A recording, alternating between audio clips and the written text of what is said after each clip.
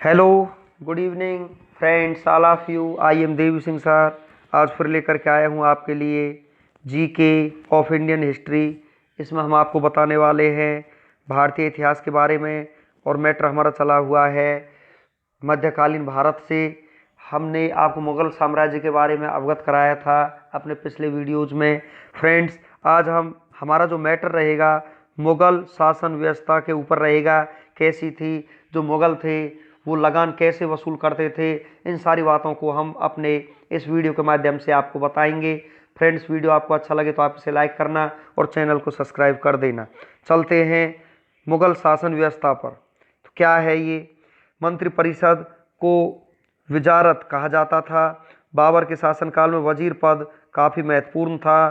सम्राट के बाद शासन के कार्यों को संचालित करने वाला सबसे महत्वपूर्ण अधिकारी वकील था, जिसके कर्तव्यों को अकबर ने दीवान, मीर बख्शी, सांद्र उस सद्र एवं मीर समन में विभाजित कर दिया था। मुगल शासन की व्यवस्था के बारे में हम आपको बता रहे हैं यहाँ पर। फ्रेंड्स, चलते हैं। देखिए, औरंगजेब के समय में असद खान ने सर्वाधिक 31 वर्षों तक दीवान के पद पर कार्य किया।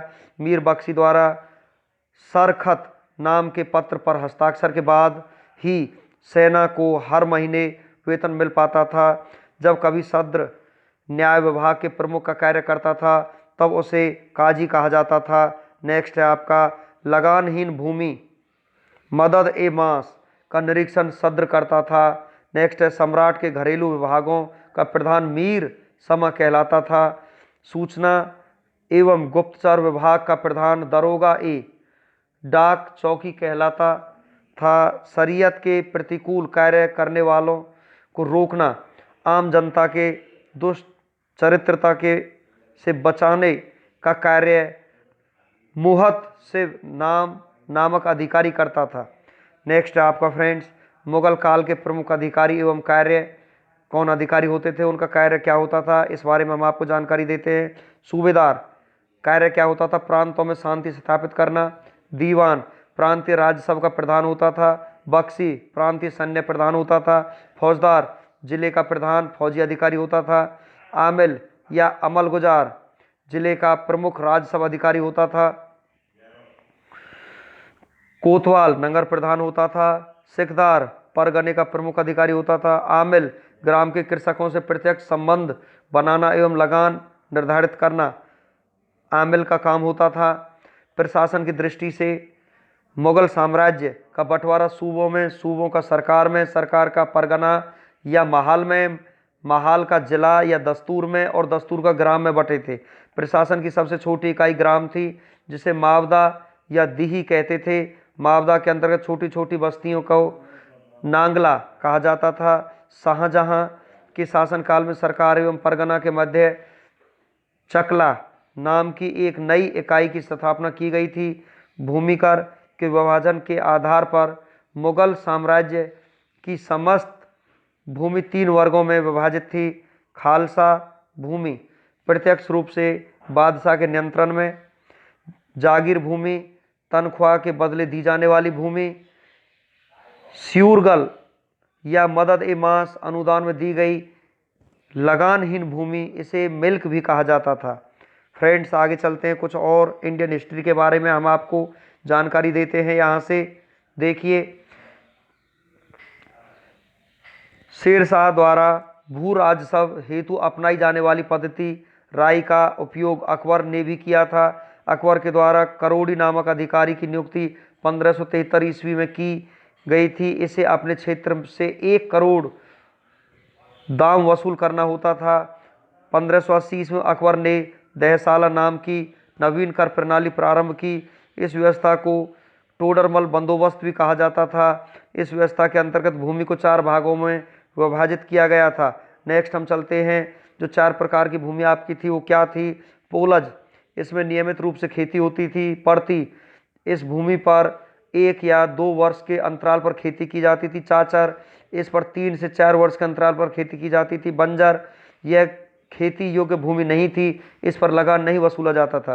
1570-71 में टोडरमल ने खालसा भूमि पर भू राजस्व की नवीन प्रणाली जब्ती प्रारंभ की।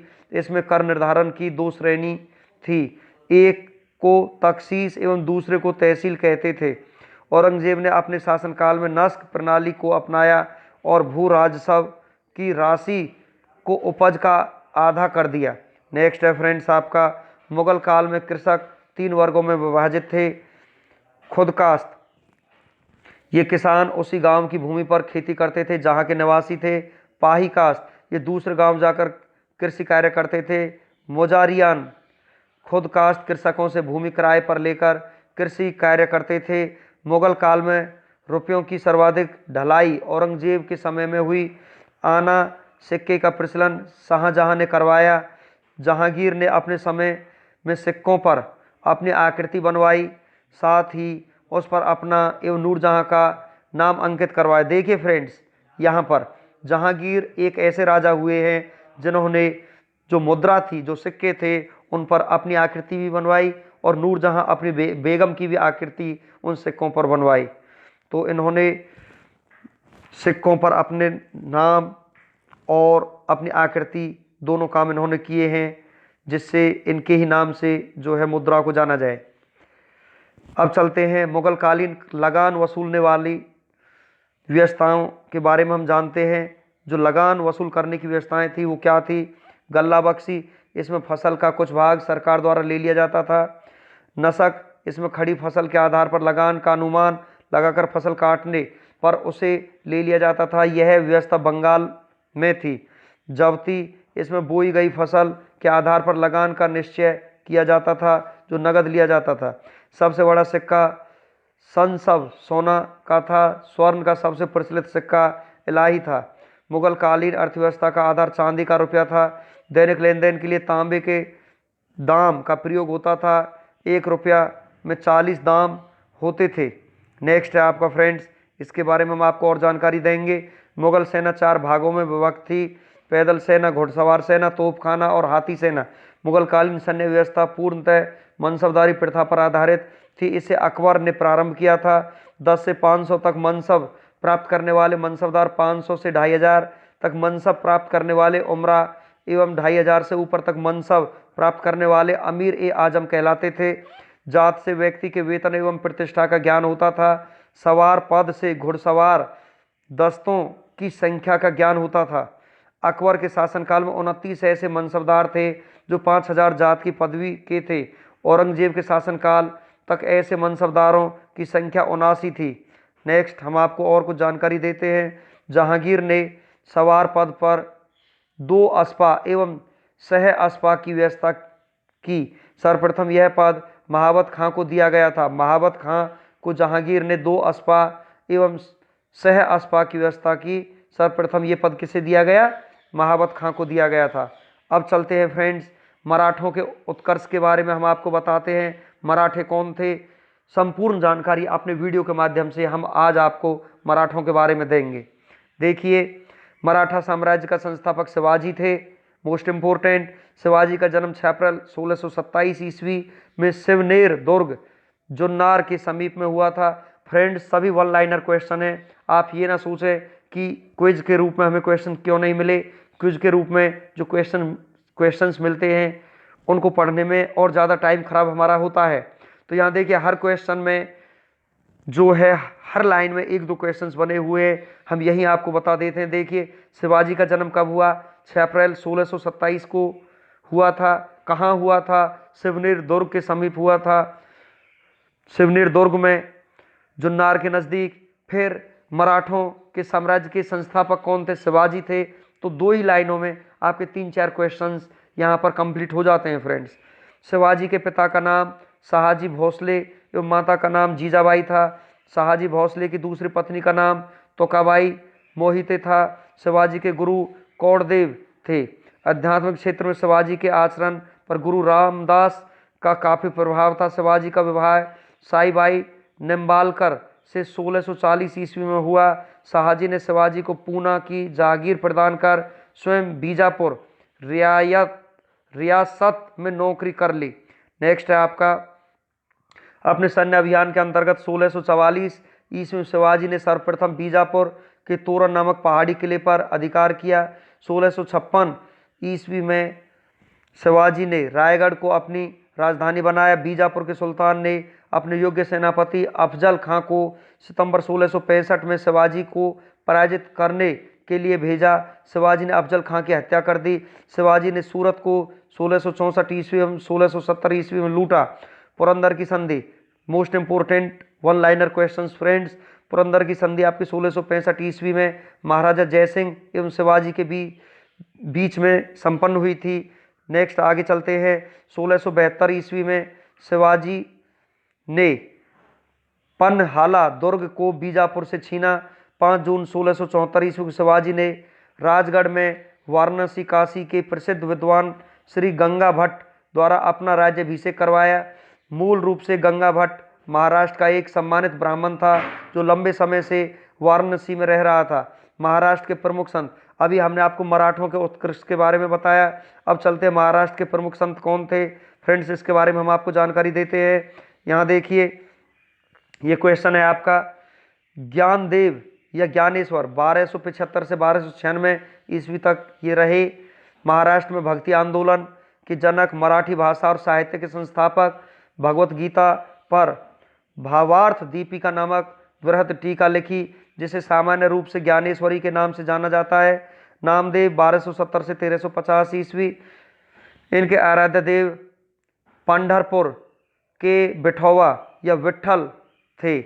बिठौवा या विट्ठल की उपासना को वरकरी संप्रदाय के नाम से जाना जाता है जिसकी स्थापना नामदेव ने की थी। इनमें कुछ पद गुरु ग्रंथ साहिब में संकलित हैं। एकनाथ 1533 से 1599 ईस्वी, इन्होंने रामायण पर भावार्थ रामायण नामक टीका लिखी। नेक्स्ट और कुछ जानकारी आपको देते हैं फ्रेंड्स। तुकाराम आपके हुए हैं यहाँ पर 1598 से 1650 ईस्वी इनका टाइम पीरियड रहा है। इन्होंने भक्ति पर कविताएं लिखी जिन्हें अभंग कहा जाता है। अभंग किनको कहा जाता है? तुकाराम की कविताओं को अभंग कहा जाता है। ये अभंग भक्ति परक काव्य के ज्योतिपुंज हैं। रामदास 1608 से 1681 ईस्वी तक इनका कार्यकाल रहा है। महाराष्ट्र के अंतिम महान संत कवि दसबोध उनकी रचनाओं और उपदेशों का संकलन है। शिवाजी को औरंगजेब ने मई 1666 ईस्वी में जयपुर भवन में कैद कर लिया। शिवाजी को औरंगजेब ने मई 1666 ईस्वी में जयपुर भवन में कैद कर लिया, जहां से वे 16 अगस्त 1666 ईस्वी में भाग निकले। मात्र 53 वर्ष की आयु में 3 अप्रैल 1680 ईस्वी को शिवाजी की मृत्यु हो गई।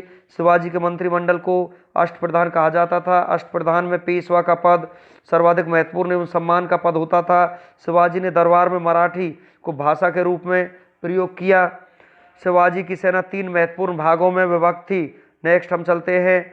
नाग, यहाँ पर पागा सेना नियमित घुड़सवार सैनिक, सिल हैदार अस्थायी घुड़सवार सैनिक, पैदल सेना, द गजेटियर ऑफ इंडिया के अनुसार है ये।